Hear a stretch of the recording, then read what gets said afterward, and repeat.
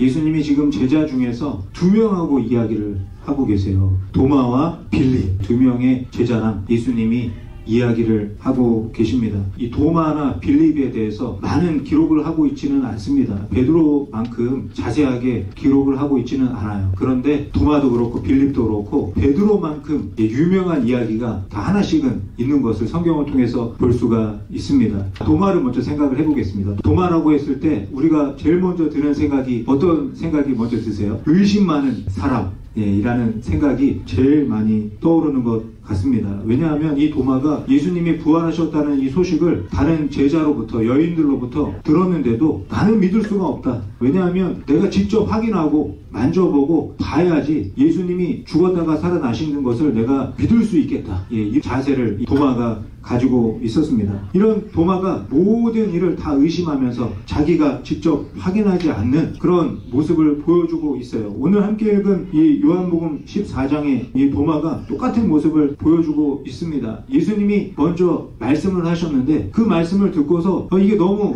궁금하고 의심스러운 거예요. 그래서 이 도마가 예수님께 질문하는 모습을 보게 됩니다. 예수님이 과연 어떤 말씀을 하셨길래 이 도마가 이렇게 궁금해하는 것일까요? 요한복음 14장 2절과 3절에서 보면 예수님이 하신 말씀을 볼 수가 있습니다. 내 아버지 집에 거할 것이 많도다. 그렇지 않으면 너희에게 일렀으리라. 내가 너희를 위하여 거처를 예비하러 가노니 가서 너희를 위하여 거처를 예비하며 다시 와서 너희를 내게로 영접하여 나 있는 곳에 너희도 있게 하리라. 예수님이 제자들에게 뭐라고 말씀을 하셨습니까? 내가 너희들 있을 거처를 예비하러 간다. 그리고 다시 돌아와서 너희를 그 거처로 데려가겠다. 이렇게 말씀을 하고 계시죠. 저와 여러분은 이 말씀이 어느 정도 이해가 됩니다. 아, 예수님이 하나님이 계시는 천국에 가시는구나. 천국에서 우리가 있을 곳을 예배하러 가시는구나. 어느 정도 이해가 됩니다. 그런데 저 자리에 있었던 그 제자들은요, 이게 무슨 말인지 도대체 알 수가 없었습니다. 도대체 예수님이 어디를 가시는 거고 무엇을 준비하는 것인지 알 수가 없었죠. 그런데 이렇게 아무것도 몰라하고 있는 제자들에게 예수님이 4절에서 또 말씀하는 것을 볼 수가 있는데요. 내가 어디로 가는지 그 길을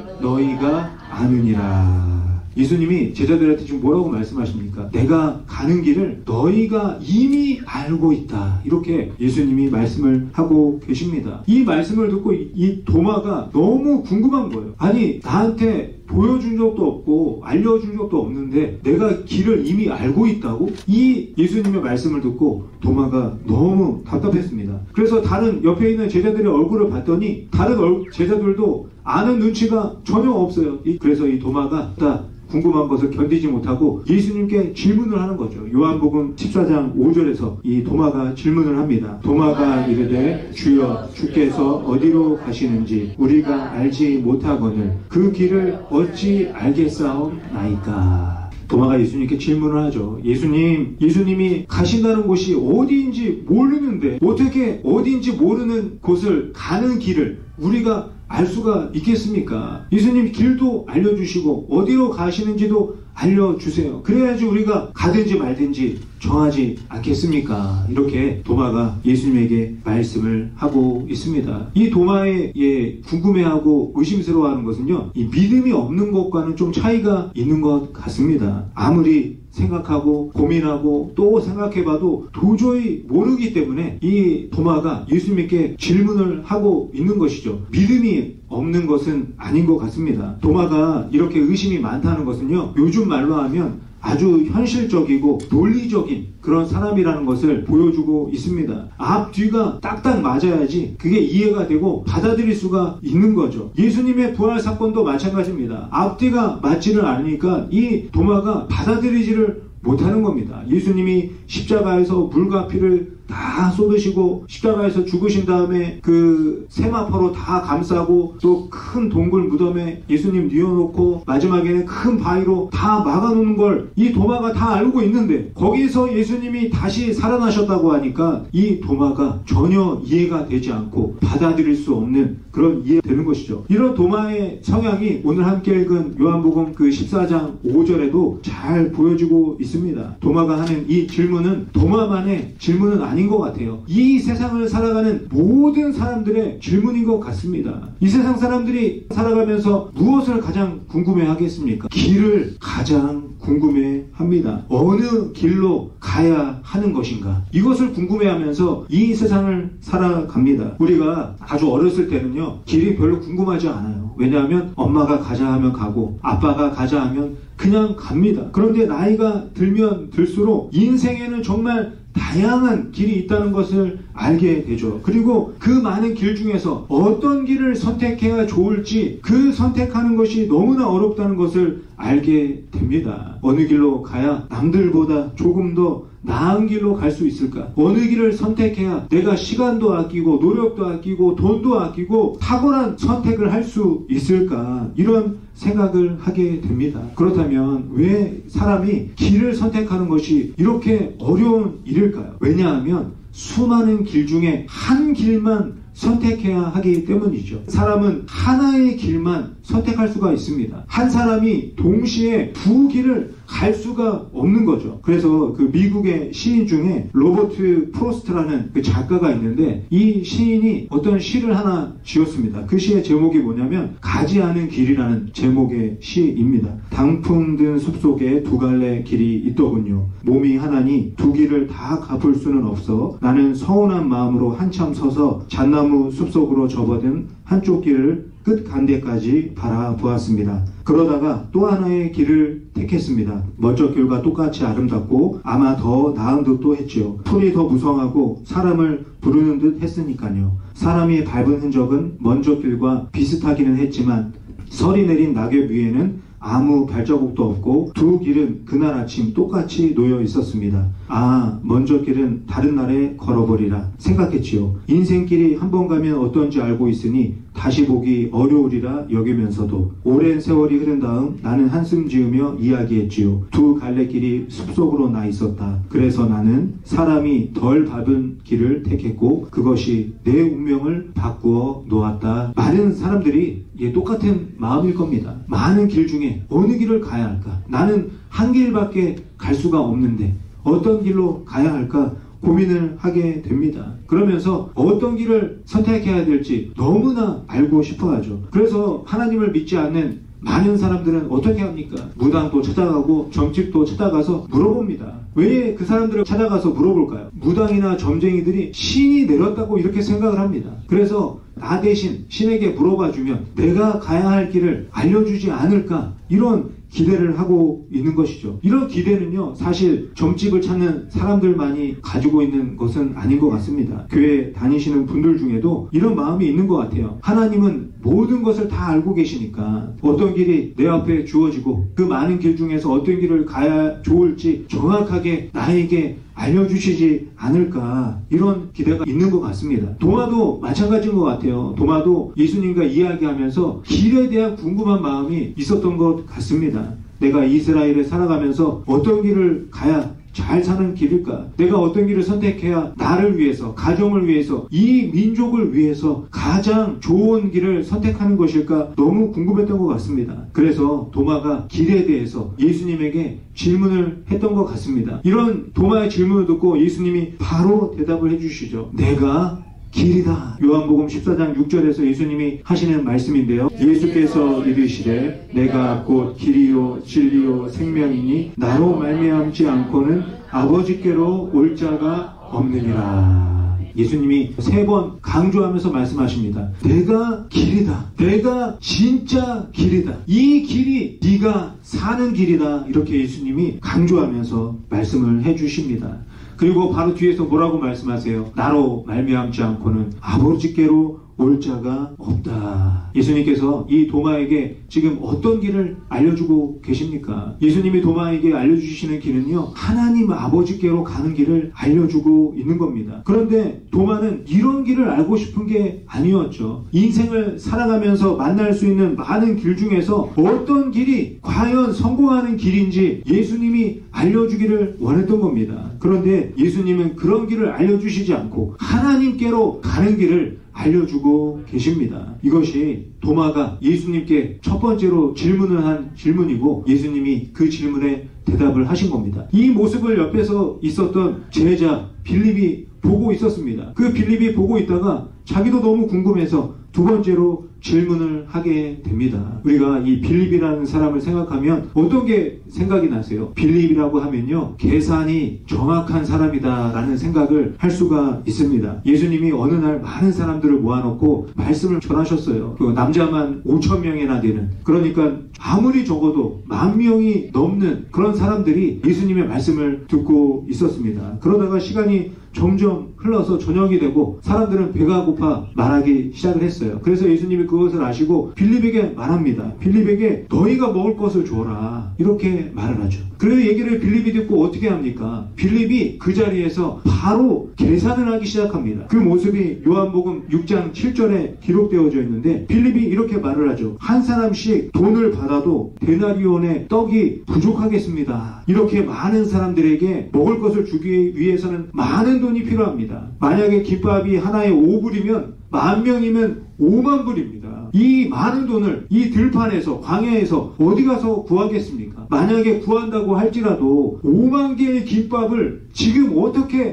만들 수 있겠습니까? 지금 시간이 다 늦어서 식당들도 다 문을 닫고 있습니다. 이렇게 빌립이 그 자리에서 바로 계산해가지고 예수님에게 말씀을 드립니다. 이 빌립이 그 말씀만 하고 끝난 게 아니라 마태복음 14장 15절에 보면요, 지금 해결할 수 있는 현실적인 방법도 이야기를 합니다. 뒷부분에 보면요, 때도 이미 저물었으니 무리를 보내어 마을에 들어가 먹을 것을 사 먹게 하소서. 각자 식당 찾아가서 아니면 집에 가서 먹을 것을 해결하라고 하는 게 지금으로서는 가장 좋은 방법인 것 같습니다. 이 빌립이 예수님에게 말씀을 드립니다. 얼마나 계산이 정확하고 빠른지 빌립이 이렇게 예수님께 말씀을 드리고 있습니다. 이런 빌립이 오늘 요한복음 14장 8절에서 예수님에게 질문을 합니다. 빌립이 이르되 주여 아버지를 우리에게 보여주옵소서. 그리하면 족하겠나이다.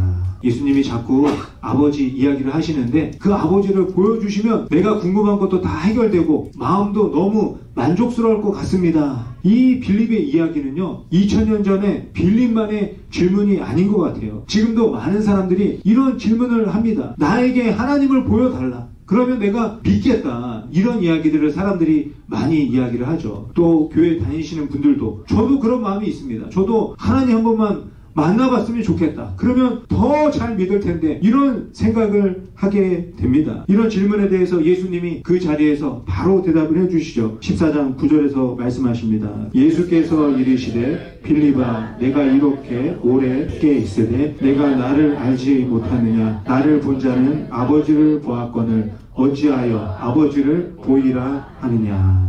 예수님은요, 지금 빌립에게 대답을 하시는데 아까 도마에게 했던 대답과 거의 비슷한 대답을 하고 계십니다. 도마에게 뭐라고 대답하셨어요? 너희가 이미 길을 알고 있다. 그리고 빌립에게도 말씀을 하시죠. 너희가 이미 하나님을 보았다. 질문은 두 개였는데 대답은 결국 하나입니다. 두 명의 제자가 하는 질문에 예수님이 똑같이 이야기를 하고 계시는 거예요. 이미 보여주었고 이미 알려주었다. 이런 예수님의 대답에 대해서 이 도마 빌립이 뭐 다 해결이 되었을까요? 전혀 그러지 않습니다. 더 답답한 마음이 들었죠. 나는 모르는데, 나는 보지 못했는데 언제 도대체 알려주셨고 언제 보여주셨는가, 너무 궁금한 마음이 가득하게 되었습니다. 도마와 빌립의 질문 그리고 예수님의 대답에는요, 큰 갭이 생기게 되었습니다. 이런 차이가 2000년 전 살고 있었던 도마와 빌립에게만 있는 모습이 아닌 것 같습니다. 지금 이 시대를 살아가고 있는 많은 사람들, 심지어는 교회를 다니고 있는 분들 중에도 이런 모습을 볼 수가 있습니다. 저도 마찬가지인 것 같아요. 만약에 예수님이 길을 알려주신다고 하면 어떤 생각이 드시겠습니까? 예수님이 알려주는 길로 가면 성공하는 것인가? 남들보다 탁월한 선택을 하면서 살아가는 것인가? 예수님이 알려주는 길은 대박나는 길인가? 이런 생각이 들게 됩니다. 그리고 하나님을 만나게 되는 것도 마찬가지죠. 내가 하나님을 만나면 사람들은 알 수 없고 볼 수 없는 미래의 일을 알게 되는 건가? 그래서 내가 미래를 착착 잘 준비해서 멋진 삶을 살게 되는 건가? 이런 생각을 하게 됩니다. 그래서 이런 분들이 좋아하는 성경 말씀이 빌립보서 4장 13절에 있잖아요. 내게 능력 주시는 자 안에서 내가 모든 것을 할 수 있다. 내가 할 수 없었던 것도 예수님이 말씀하신 대로 하면 다 할 수 있다. 뭐든지 할 수 있다. 이렇게 생각하게 되는 겁니다. 요한복음 14장 13절에도요. 예수님이 이런 이야기를 하세요. 너희가 내 이름으로 무엇을 구하든지 내가 행하리니. 여기까지 다 보면요. 내가 예수님 이름으로 무엇이든지 구하면 다 이루어지는 거구나. 이런 생각을 하게 된다는 겁니다. 이것처럼 대박이 어디 있을까? 구하는 대로 다 얻을 수 있으면 얼마나 멋진 인생을 살 수 있을까? 이런 생각을 하게 됩니다. 예전에 어린아이들 동화책에 보면요. 요술 램프의 이야기의 동화책이 있습니다. 램프를 딱 문지르면요. 그 안에서 커다란 요정이 나와서 소원을 들어주는 그런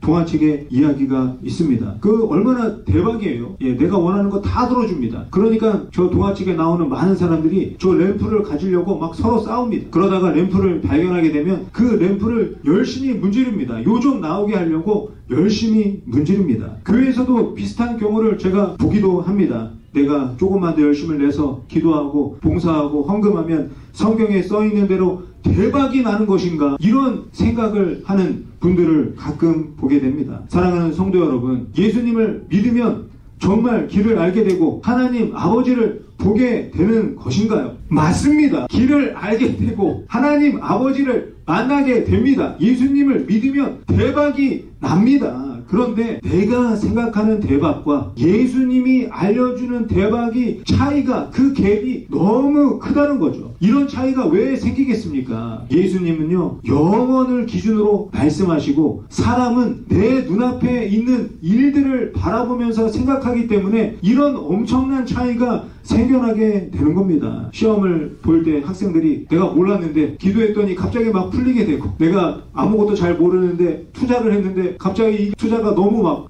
결과를 얻게 되고, 또 직장 다니시는 분들은 가서 막 인정받고 승진도 남들보다 빨리 되고, 또 집에 있는 자녀들은 하나도 속썩이지 않고 부모님 말씀 잘 듣고 공부 잘하고, 이런 게 대박이라고 우리가 생각을 하기 때문에 이런 차이가 생겨나게 되는 거죠. 제가 며칠 전에, 이틀 전인가, 뉴스에서 로또를 통해서 대박 맞기를 원하는 사람들이 엄청난 사기를 당한 그 뉴스를 본 적이 있습니다. 한번 뉴스를. 환불이라는 프로그램으로 IP 명목으로 흥신도 일당이 개발한 프로그램은 과거 당첨번호를 무작위로 뽑아 조합하는 등 과학적인 근거가 전혀 없었는데요. 그럼에도 2021년부터 로또 당첨번호 예측 사이트를 운영하면서 7,900여 명으로부터 85억 원을 받아치녔습니다. 인천경찰청 형사기동대는 사기 등의 혐의로 총재 2명을 구속하고 조직원 139명을 불구속 입건해 검찰에 넘겼는데요. 경찰 관계자는 고액 로또 당첨을 보장한다는 유령업체 광고에 속지 않도록 주의하라고 당부했습니다. 우리가 이런 뉴스 처음 보는 게 아니죠. 계속 이런 비슷한 뉴스를 보고 있습니다. 사람들은 왜 저런 데 빠져가지고 저런 사기를 당하게 되겠습니까? 내가 가보지 못하고 알지 못하는 길을 저 사람들은 혹시 알려주지 않을까, 이런 기대를 하는 겁니다. 왜냐하면 박사라 그러니까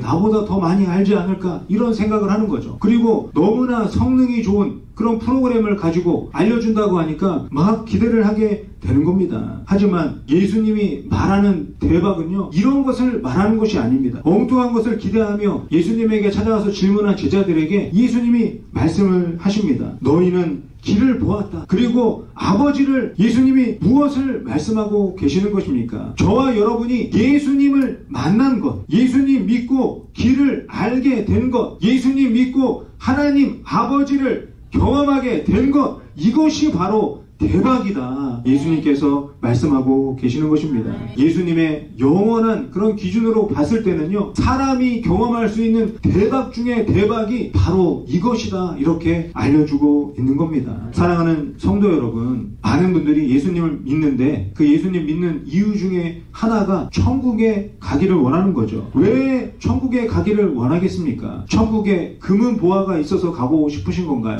아니면 천국에 나에게는 큰 집과 큰 상을 준다니까 가고 싶으신 것입니까? 왜 천국인가요? 하나님 아버지와 영원히 함께할 수 있기 때문에 그것이 바로 천국인 것입니다. 우리 찬양 가사 중에 그런 가사가 있잖아요. 주 예수와 동행하니 그 어디나 하늘나라, 이런 찬양의 가사가 있습니다. 저와 여러분이 정말 이것을 알고 이 말씀에 동의를 한다면 오늘 여기 계신 분들이 예수님 믿는 이유가 분명해집니다. 예수님 믿는 이유가 무엇이 됩니까? 지금부터 영원토록 하나님과 함께하기 위해서 예수님을 믿는 겁니다. 피조물인 사람이 창조주 하나님과 함께할 수 있다는 것, 이거 정말 대박 중에 대박입니다. 이런 일이 어떻게 해서 생겨나게 되었습니까? 예수님이 십자가에서 죽으시는 그 엄청난 은혜와 사랑 때문에 이 놀라운 일을 우리가 누리고 있는 겁니다. 십자가에서 모든 것을 다 이루어 주시고 모든 죄를 다 용서해 주시고 죄인이었는데 의인이라고 불러주시는 놀라운 은혜를 허락해 주셨기 때문에 우리가 이 대박 사건을 누리면서 살 수 있게 되는 것입니다. 사랑하는 성도 여러분, 사람이 어디에서 이런 은혜와 이런 사랑을 경험하면서 살아갈 수 있겠습니까? 예수님의 십자가 은혜와 하나님 아버지의 사랑을 알고 누리면서 살아갈 수 있다는 것, 이것을 생각하면서 날마다 감사하고 기뻐하는 저와 여러분이 되시기를 바랍니다. 이것을 모르면요, 도마와 빌립처럼 엉뚱한 질문을 하고 기대를 하게 됩니다. 교회에 나와서 예배 드리고 또 봉사하고 헌금했는데 왜 대박이 나지 않는 건가? 대박은커녕 왜 안 좋은 일만 계속 생기는가? 이런 생각을 하게 된다는 겁니다. 얼마나 안타깝습니까? 예수님 때문에 하나님과 나의 관계가 회복이 되고 하나님과 함께 살아갈 수 있는 것, 하나님을 아버지라고 부를 수 있는 자녀가 된 것, 하나님이 내 안에 계시고 내가 하나님 안에 거하면서 함께 하나로 살아갈 수 있는 것, 저와 여러분이 이렇게 살아가고 계시다면 이미 대박 인생이 된 것입니다.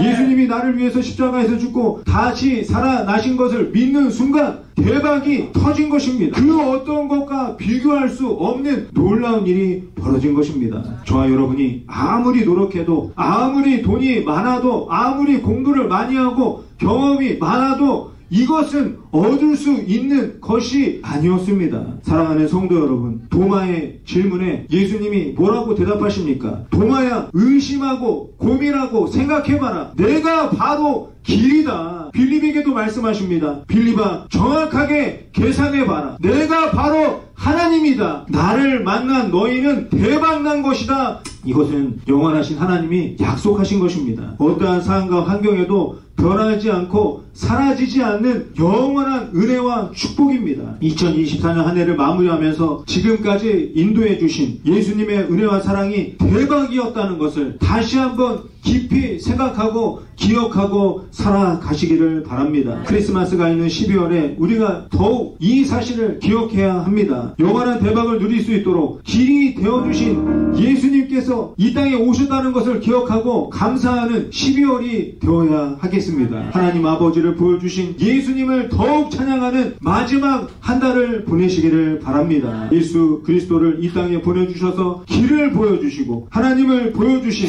이 놀라운 은혜와 말도 안 되는 사랑을 기억하면서 2024년 이 한 해를 마무리하는 저와 여러분이 되시기를 예수님의 이름으로 간절히 축원드립니다.